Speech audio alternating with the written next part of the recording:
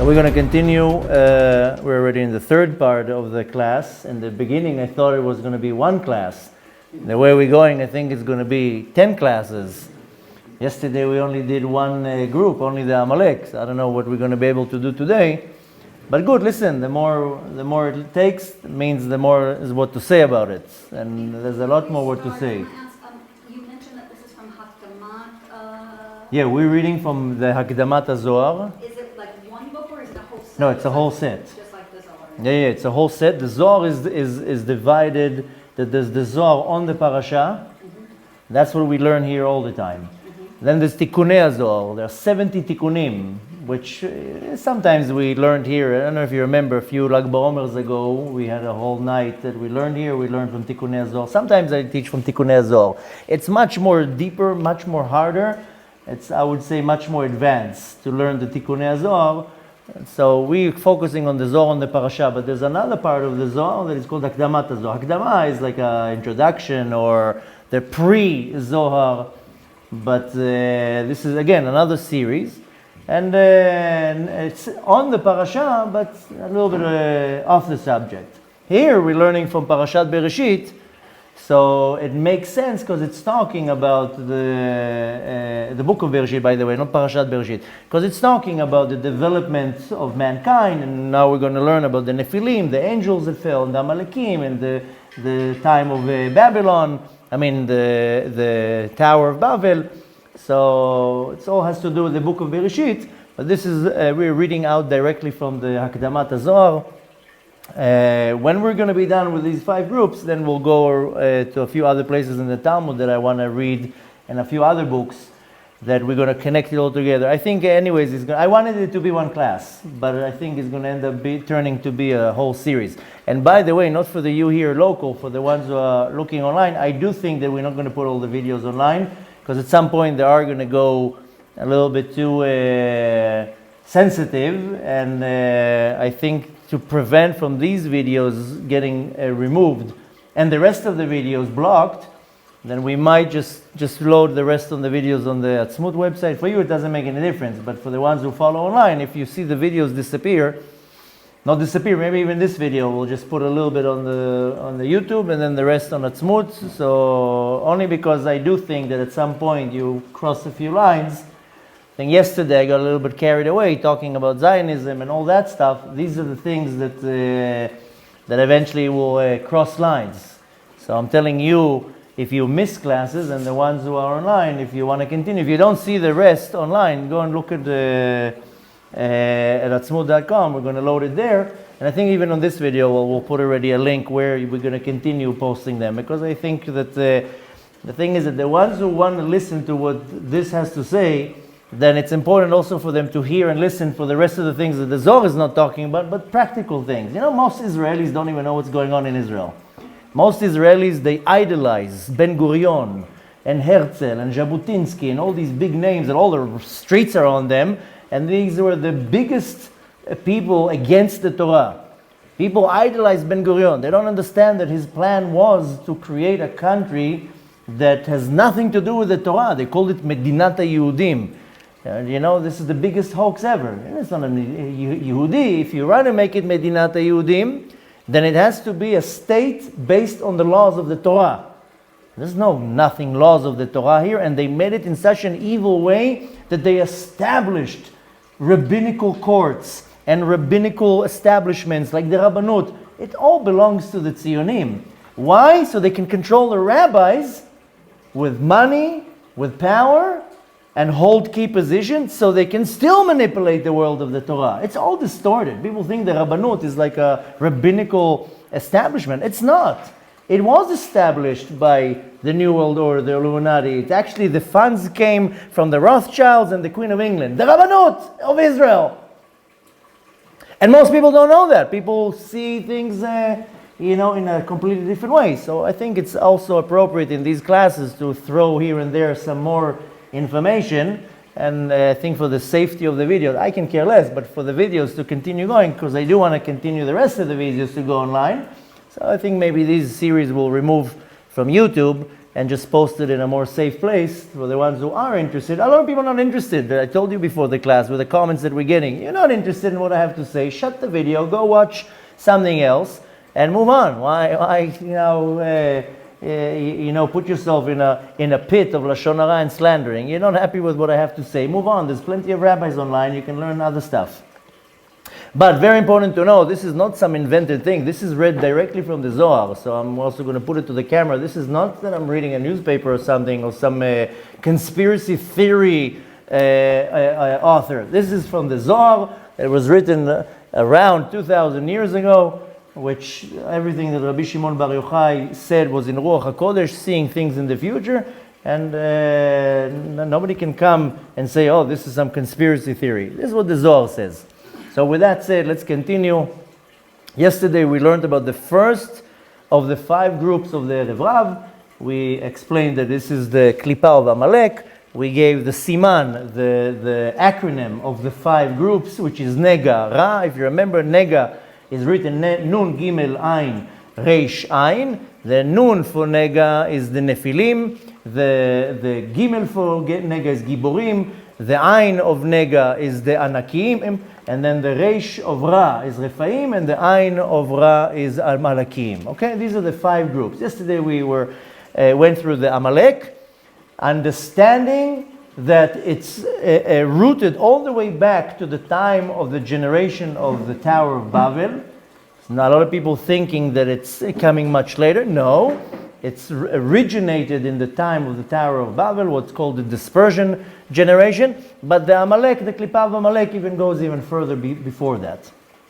And we explained briefly about the Amalek, which the conclusion of Amalek, and later on when we finish the series, we'll also do a summary and kind of summarizing each group, what they are, and more detailed. But yesterday we concluded that the group of Amalek are the leaders of the world. Okay, the Zohar says Rashei Haolam. Rosh means the head. But in English, or in a more spoken language, it's the leaders. So leaders are presidents, they're prime ministers, generals, chief of staffs, kings and queens, huge CEOs and individuals like Bill Gates, Elon Musk, and many others that are just in key positions. Even like the clown, what's his name? Fauci, Dr. F. Clown, I don't even know what to call him. But he's in a key position. He's not a leader, but he's in a key position. So it's all these types of individuals everywhere around the world. It's not that it's just in the land of Israel. It's in all the governments. It's in all the kingdoms everywhere.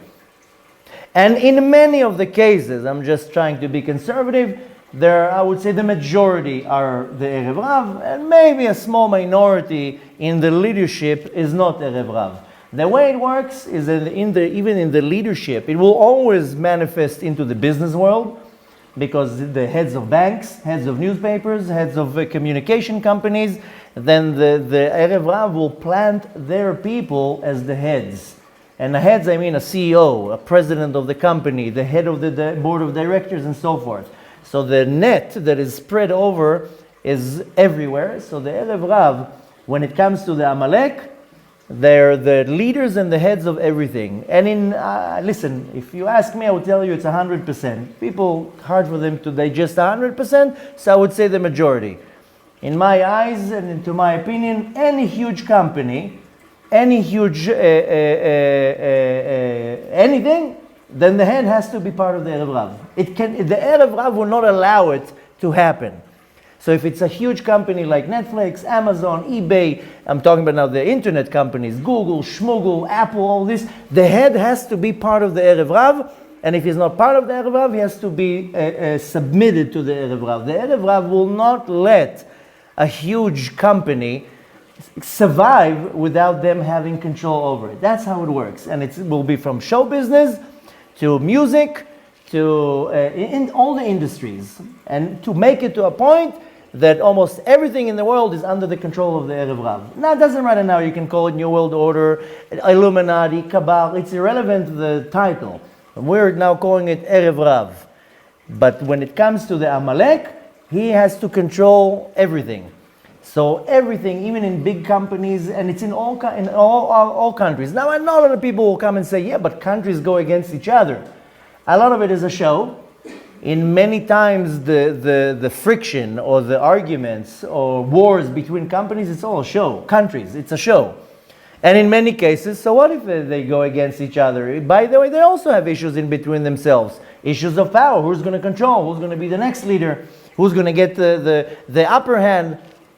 But just that you know, a lot of it is one big show. Wars, arguments, most of it is a show. Most of it is man-made. It's not really a war. All the American wars are business transactions. You know what a money-making machine is a war?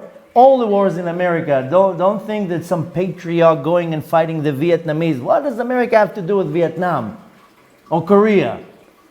You know, and same thing with the Second World War. It's a business. It's the best money-making machine to go into war.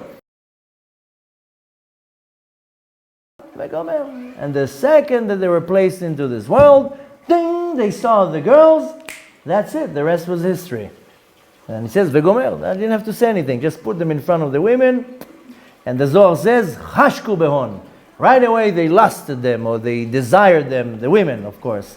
And right away went after them. They're like, forget about this wings. I don't need to be an angel. I'm staying here.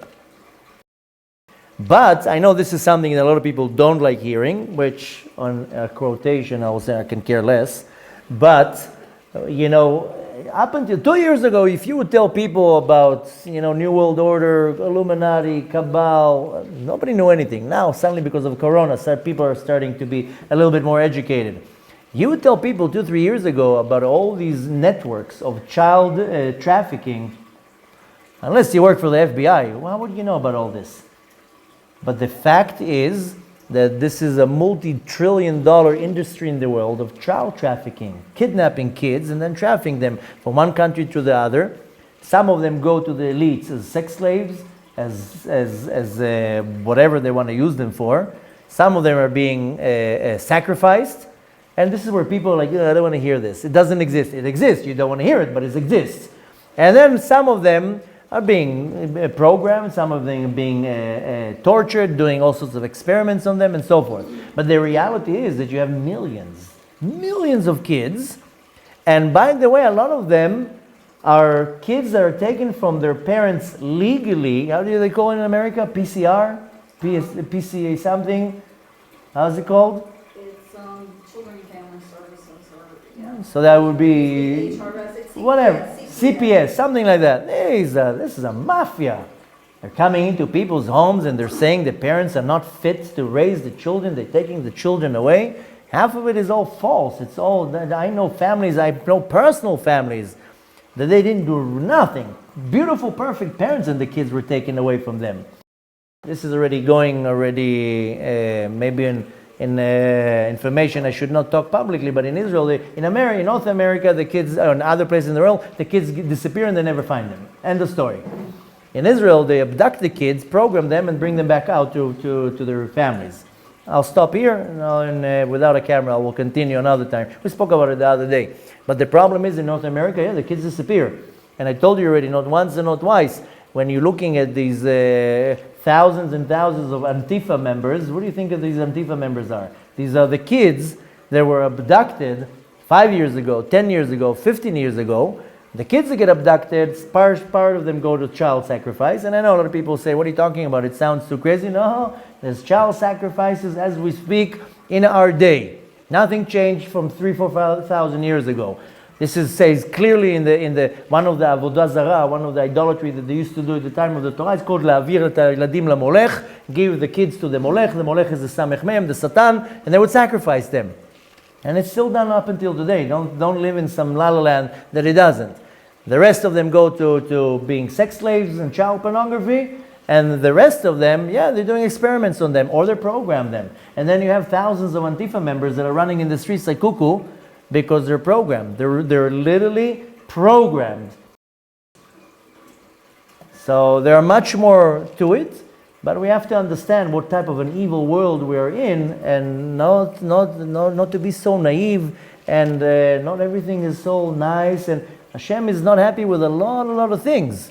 So you want to make sure that you don't be part of it. Listen, to put the cards on the table, we all have desires and lusts. We all want well, at least I hope that we all want the other gender and not to have to go to the same gender. But we all have, that's totally natural, but it has to be directed in a holy way.